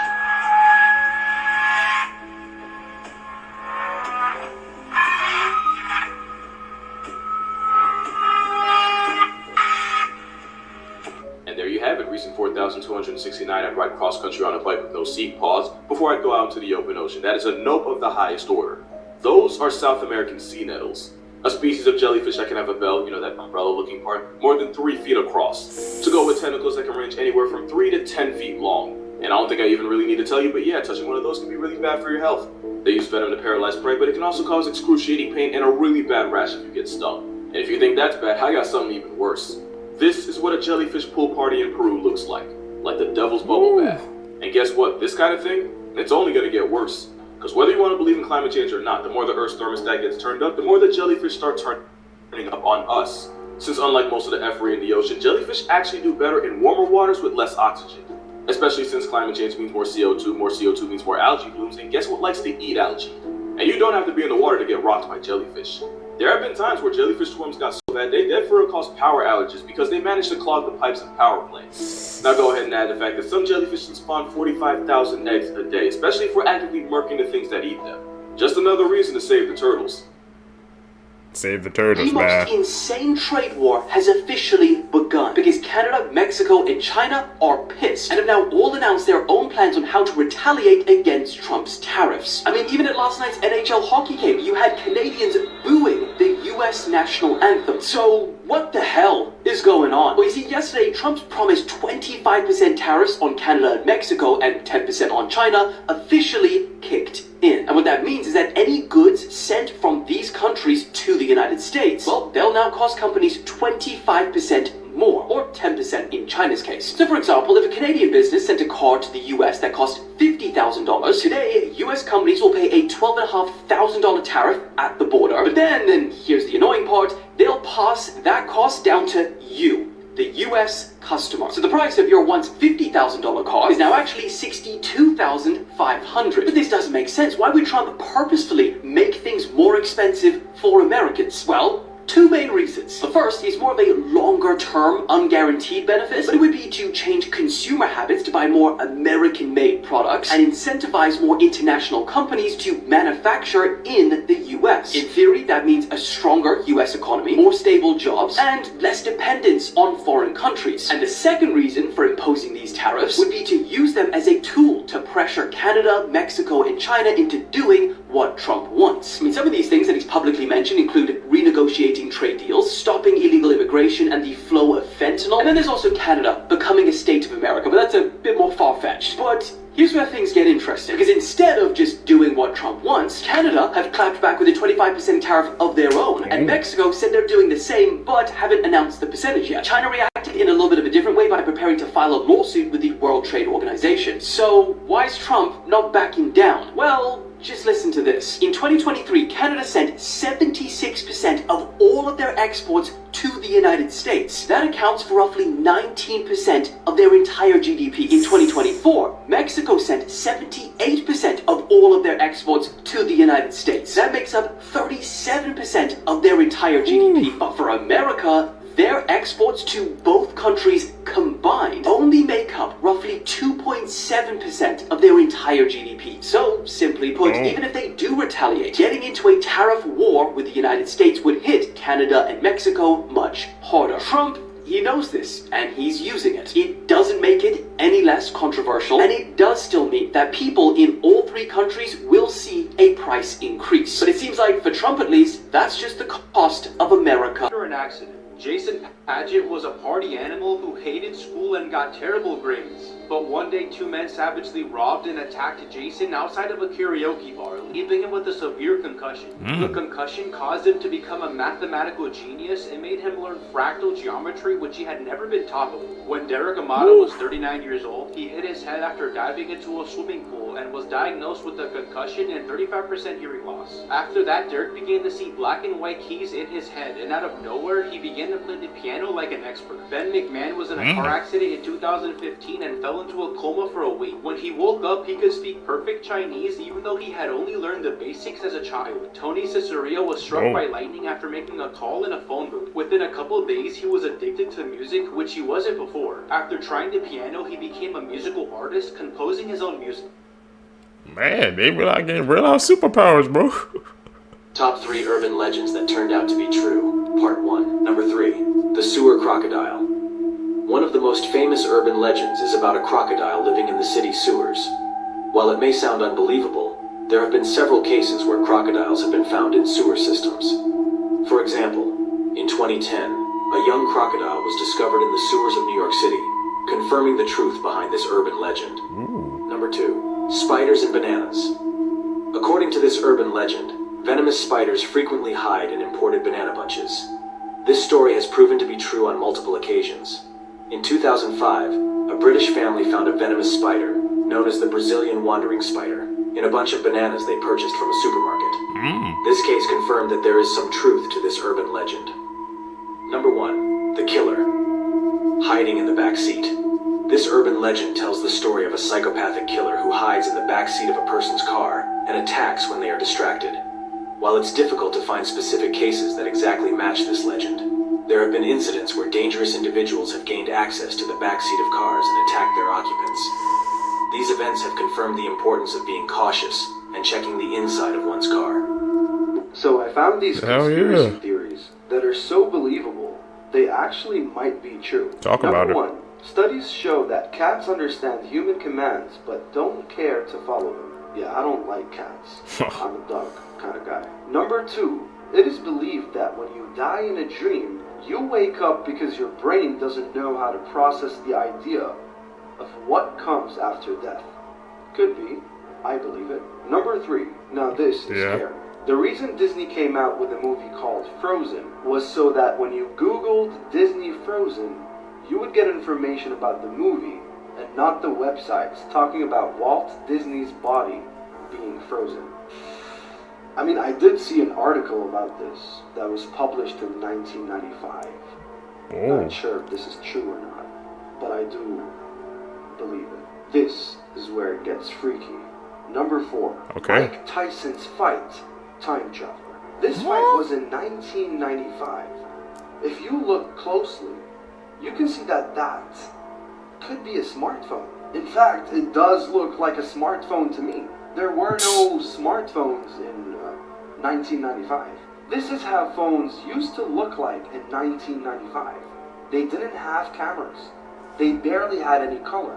But this thing double flashed, exactly like how an iPhone or an Android would take a picture.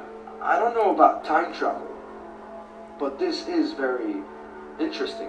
I'd really like to know what this thing was. What's the creepiest conspiracy theory that you heard of? I think the one that got to me was probably like the time travel joint from Mike Tyson, because he showed us a graphic of those phones. They did not match up at all. I don't know if that could have been like a different version of prototype or something, man, or a different type of camera, but I think that one got to me the most, man. Time travel. The 3 most dangerous places you should never set foot. Number 3. The Hoia Baciu Forest, located in Romania, is often dubbed the Haunted Forest due to the many paranormal stories reported there. Many visitors have described feelings of anxiety, a sense of being watched, and some even claim to have seen ghostly apparitions. In addition to the inexplicable phenomena, the forest features oddly shaped trees in areas where vegetation doesn't grow at all, heightening its mysterious ambience.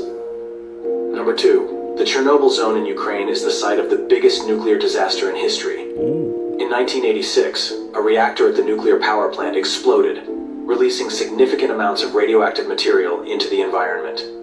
Today, while some parts of the region are open for strictly controlled tours, others remain highly contaminated by radiation and can pose a severe health hazard. It's crucial to adhere to safety guidelines and not stray off marked paths. Number 1. The Valley of the Kings in Egypt, located on the west bank of the Nile near Luxor, is famous for its royal tombs dating back to ancient Egypt. While it's a popular tourist destination, it comes with risks. Beyond natural dangers like extreme heat and the risk of dehydration, there have been speculations and legends about the Pharaoh's curse, where those who disturb the Pharaoh's tombs would be cursed. This might ruin your I ain't going there. But in the movie Cloudy with a Chance of Meatballs, there's a really dark joke in there that a lot of people missed. In this scene, you can see the presidents of Mount Rushmore getting pied in the face. But pay attention to Abraham Lincoln. Unlike the other presidents, he gets pied in the back of the head, which is exactly how he was assassinated in life. Oh, what? I never even picked up on that, man. These movies, man, they have hidden messages. When you're a kid, you just don't get it.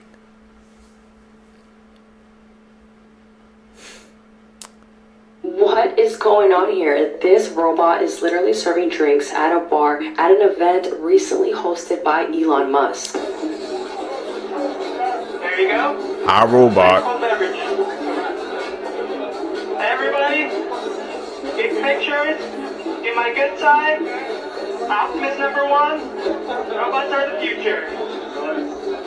Hey, how's it going, sir? What can I get you? You want a watermelon? Yeah. I can't convince you to get the robot? Yeah. Okay, I'll get you one. Just kidding. No! No, you're not going so far.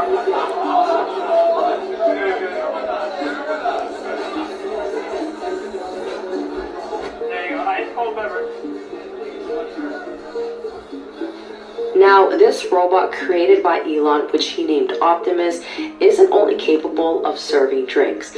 Apparently, it can do a lot more. Apparently, Optimus can dance and interact with people, and it can do things around the house, like cleaning, cooking, mowing the lawn, taking out the garbage, walking your dogs, and also babysitting. I'm sorry, but if this robot can actually do all these things, then I don't see how people wouldn't want one. Tesla's vision for Optimus is so that people can integrate this robot in their everyday lives so that it can do things that we don't want to do or things that are just repetitive or dangerous. When I first saw this, I immediately thought about iRobot, which came out in 2004, which is funny because the director of iRobot recently accused Elon of copying his designs for his new Tesla products, and he tweeted this. Now, if you see a side-by-side, you can kind of see a resemblance. It's been said that Optimus would first be used internally at Tesla facilities, and then it will expand its productions for other companies, and then eventually for the general public. So it's possible that you can have one of these in your house by 2027. Now, the price for one of these is around 20 to 30K, and Elon mentioned that he is aiming to make it more affordable so that more people can buy it. But if Optimus can really cook, clean, and do my laundry, take my money, Elon. No, but seriously, would you guys actually drop this much money for this? Let me know. I'll speak for me. No! No! Like, our robot was the blueprint. Didn't you not see what happened in that movie, man? The side-by-side comparisons. The designs, they too similar to me, bro. We seen how that game. They trying to rise up against us. No! I will not be getting that Tesla bot. No. I can't do that. Conspiracy theory claims that the show was inspired by events that happened in a Bulgarian mental facility called La La Land. Children there were isolated from the others and placed in dark rooms. But apparently 4 of those children died on the same day, inspiring the Teletubbies. Lala apparently had facial disfigurement and was isolated for 5 years, and that inspired the Teletubby Lala. Toy was a deaf, facially disfigured kid who was tied to a fence outside and had gotten frostbitten from the cold. This inspired Tinky Winky. Donka, who was starved and was very, very sick, would lay in his own vomit for days, inspired Dipsy. And finally, Paulina, who had fell into a fire and was roasted alive, inspired Pug. But you won't believe the reason they were called the Teletubbies. You see, the children's main source of entertainment in their rooms were their TVs. They were as small as a small iPad. Sometimes when they heard their toys was going to be confiscated, they would hide them in their mouths. And they had just found out that the institution was going to get rid of the TVs. And they didn't want that, and they couldn't hide the TVs in their mouths. So one of them had the great idea to hide them in their stomachs, because that's the only place they could fit. Mind you, these kids are a little bit not all the way there. So they came up with a plan to rip their insides out in order to fit the TVs inside and hide them. They tried it, and the next morning, the caregiver walked in on all 4 children dead. These are facts about Halloween that I bet you didn't know. Up first, Halloween is extremely old. Halloween is thought to have originated in 4000 BC, which means Halloween has been around for more than 6,000 years. This is extremely crazy, and I never knew it was this old. Up next, jack-o'-lanterns are actually named after a stingy man named Jack, who, because he tricked the devil several times, he was forbidden access to heaven and hell. He was then condemned to wander Earth, waving his lantern to lead people away from their paths. Next up is a pretty crazy statistic. Americans alone will buy more than 600 million pounds of candy on Halloween. I don't even know why there is this much candy available to buy. And the crazy thing is, I guarantee all this candy gets eaten. Man, I didn't know Halloween was that old, bro. 6,000 years? How old are the other holidays?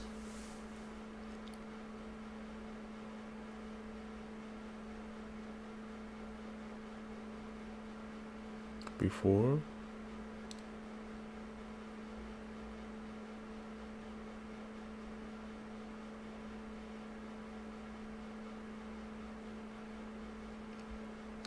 He's sitting up. Albert, what was going on?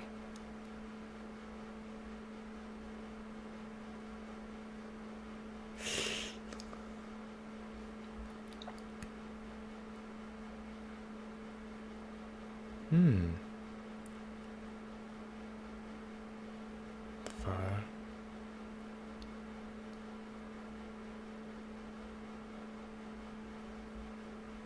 Man, bro. Kicking those things. Listen to some crazy visual that's going on right now.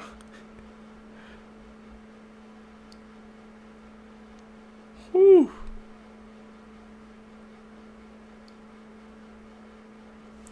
We're learning out here today, Seekers, man. These crazy facts. That's why I tune in with you guys, man. I'm always updating my knowledge base. Hopefully you guys are too, man. We learn out here together. Forbidden to save someone who is drowning. If you like and follow me, you will receive great news today. Okay. Let's add it, man. Call them out. I've been getting better at spotting them, man. And you guys are too. I see you down in the comments, man, helping me out. I appreciate you guys who do that. The strangest places in the world, part 1. Firstly, on top of a hill in Pennsylvania, some stones can be found that shouldn't actually be there, because there's no nearby high terrain where they could have originated. These are called the ringing rocks, because whenever something hits these stones, they make a strange ringing noise. Next is the Petrifying Well in England, where water flows from a rock and turns whatever it touches into stone. As you can see, people often leave items like hats, teddy bears, or even bicycles, which appear to have already been turned into stone. Some people believe there's a mystical power, but the scientific reason behind this is the unusually high mineral content in the water, which forms a hard mineral shell on any object it comes into contact with. And within a few months, everything essentially becomes a stone statue. This is the power of time. These are the footprints of the monk Ha Chi. He stood in his temple for so many years that the floorboards warped around his feet. He prays over 3,000 times a day and always stands in the same place. This bronze arm was attached to a tree when it was just a baby. It was attached in 1968 and the tree actually grew around it. And today the arm is permanently attached to the tree. And this is a corner of a bike store that's been around for over 50 years. Customers park there every day and it's been wearing down ever since. Hell in Different Religions, Part 2. Time is powerful. Buddhism. In Buddhism, after you die, you can be reborn into one of the 6 realms of reincarnation. Which realm you'll be put into depends on your actions in your previous life. The lowest realm possible is the realm of Naraka, which is hell. Now, there are different Narakas you can be put into. It just depends on how bad you were in your previous life. Each of these Narakas having vastly different punishments. And the climates of the different Narakas can range from incredibly cold to boiling hot. But the time spent in Naraka is never eternal. Once you've served your punishment, you'll be reborn once again. But the time one does spend in Naraka can be hundreds of millions of years, or well beyond that. That long down there? Hundreds of millions of years? The Muffin Man is actually a serial killer. You know the Muffin Man nursery rhyme, right? But did you know it was based on a dark, true story? 1 second. Chocolate chip. Tastes like your mama wrote it. But yeah, the story is darker than you think. Because in the 1800s, there was a man named Frederick Thomas Linwood. And he would wait lurking in alleys, looking for his next victims. And they would always be kids. You see, he would kidnap them and unalive them, luring them in with muffins. I mean, what kid wouldn't want a tasty snack? When the townspeople got word of what was happening, they decided to come together and figure out a way to prevent this, to spread awareness amongst the kids and keep them safe, warning them about the Muffin Man, who was a danger on Drury Lane. You're walking past the alleyway, and the Muffin Man gets you. Your fourth act sees this and tries to rescue you. Let me know who it is, and let me know if you think you'd be doomed or not. Anyways, he's one of the first documented serial killers in the world. And everyone still teaches this song to their kids, even children TV shows. And yet nobody knows that. The Muffin Man? You know I know the Muffin Man because of Shaq. The Muffin Man? They found out that it really was a dark origins. The first documented, you know what, man? Oh, they put this stuff in our medias when we're kids and things, but like I said, we never notice it, man. Once you grow up, bro, you realize your childhood is very different. You won't believe this little boy actually exists. This boy, Nanyo Sui from China, was born with glowing eyes. People were curious why his eyes glow blue, so they ran a test on him. They put him in pitch black with cards and a note, and he read them perfectly. His eyes seem to have a genetic ability of cats and other nocturnal animals. Scientists have been a little skeptical, but people say he can see in full darkness perfectly, like a superhero. Damn. You got night vision, bro. In the year 2067, you'll have to pay for oxygen or suffocate to death. This movie is called 2067 and we have to talk about it. It's set in the future after climate change destroyed all plants on Earth. In Australia, only one city survived. And that's because of a company called Chronocorp Corporation, and they make artificial oxygen. But breathing in this artificial oxygen causes a strange sickness over time. Here's where the main character, Ethan White, comes in. He's a mechanic at the company, but one day everything changes. The leader of the company calls Ethan into their lab and revealed this giant machine. She says Ethan is the only person who can stop humanity from going extinct, and Ethan is confused. Then we see Ethan has like a weird device on his wrist. And we find out 20 years ago his dad put that device on him for an experiment and never told him. Turns out this machine is actually pretty much a time machine. And it sent back a secret message from the future. When they decoded the message, they realized it said, "Send Ethan White." Ethan obviously does not want to go, but his wife is sick from breathing in too much artificial oxygen, so he finally agrees, leaves her a note, and goes into the time machine to be sent to the year 2474. When he gets there, he realizes all the plants have been restored, but no humans are anywhere. Then he finds a locked door with a skeleton in front of it. As he looks closer, he realizes the skeleton is himself. It even has the same wrist device, except the light has turned green. So why did his dad actually put that device on him all those years ago? And why is he the chosen one to save humanity? There's a huge plot twist in the end, and I just thought this story was so interesting. So go watch it and let me know what you think. And follow for more movies and stories. Should I check that out, man? That actually piqued my interest. I wonder what that plot twist is, man. Any of you seekers actually watched that movie 2067? I'm gonna have to check that out. 3 extremely disturbing facts you won't believe are actually true. Number 3. In a bizarre case, an Ohio man was mistakenly declared dead by the Social Security Administration in 1979. Upon discovering this error in 1994, he immediately initiated legal action to restore his status as a living person. However, a judge refused to overturn the decision, stating that there was a 3-year limit to challenge such a declaration. What? As a result, this man is legally living as a deceased person in his own country. Number 2. There's a disturbing practice at the Museum of Science and Industry in Chicago. The chicks that hatch live in front of visitors in their chick hatching exhibit, are then sent to the Brookfield Zoo where they are fed to predator animals. This is a shocking truth hidden behind its seemingly innocent exhibit.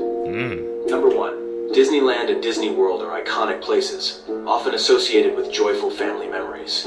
However, there's a strange phenomenon that occurs in these parks. People so frequently scatter the ashes of their loved ones there that Disney had to establish a special procedure to deal with it.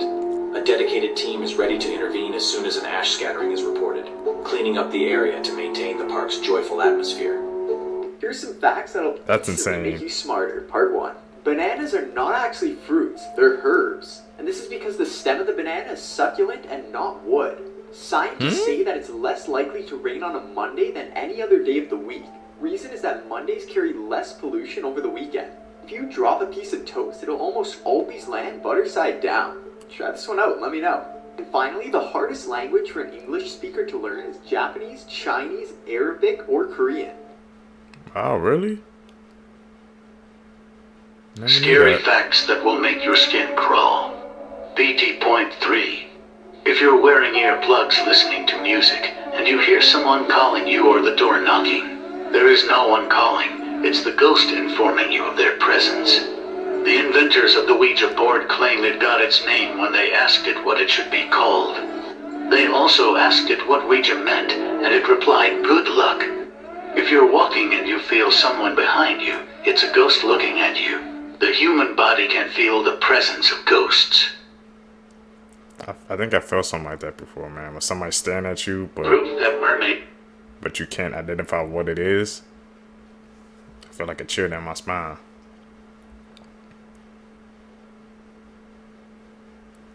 Is this cap a fact, man? They put a GoPro on a shark. But that is true, man. Like how, isn't it scary how like they said like 80% of our ocean is like undiscovered, or we haven't even like reached the full potential of it yet. So there's things down there that we don't even have no idea what it is. If you think about it, man. Something to think on.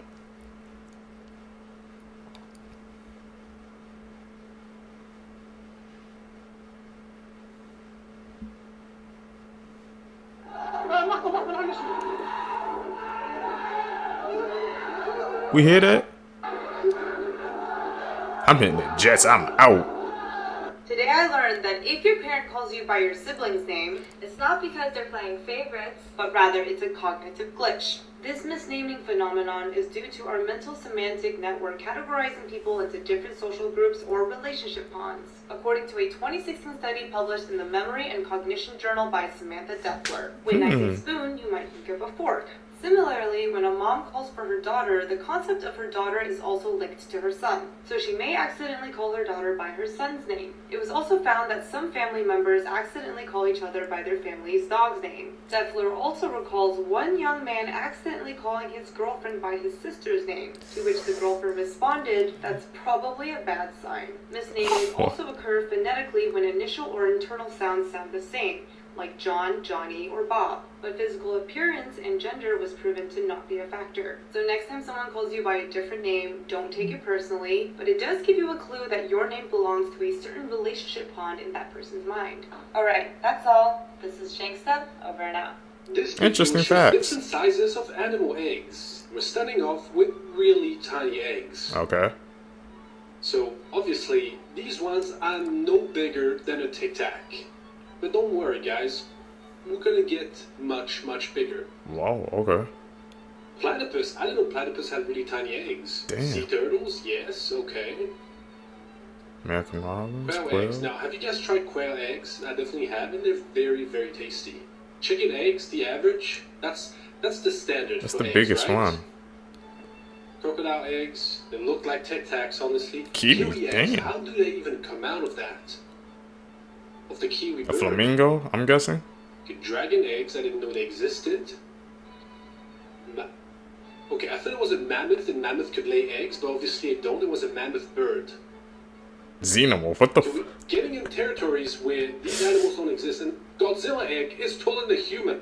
What the hell? Personas que ganaron superpoderes después de trágicos accidentes. Parte 2. Natasha Denkina, una mujer rusa nacida en el año 1987.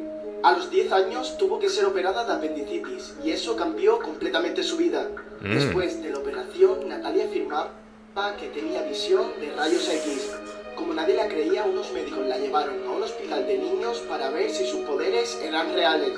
Para sorpresa de todos, diagnosticó correctamente a todos los niños. Su visión de rayos X era real. Ahora se dedica a ayudar a las personas y a los médicos a encontrar enfermedades. Cuando Ben Underwood nació, parecía un chico completamente sano. Pero a los 3 años, por culpa de una enfermedad, le tuvieron que extirpar los 2 ojos. Pero a partir de ese suceso desarrolló la ecolocalización. Ben podía ver a la perfección con sus oídos y podía hacer cualquier tipo de cosa como una persona sin problemas de visión. I know those are all people with, I guess, new abilities and something that they had gained. You're piecing together the story, Seekers, man. We learned that skill together. If you guys made it with me to the end of the video, you're a true seeker, seeking the truth. I really appreciate the support, man. Make sure you guys comment down below. Follow me on my social medias. Subscribe to the channel. You guys gonna catch in the next one, man. I'm out. Peace, YouTube.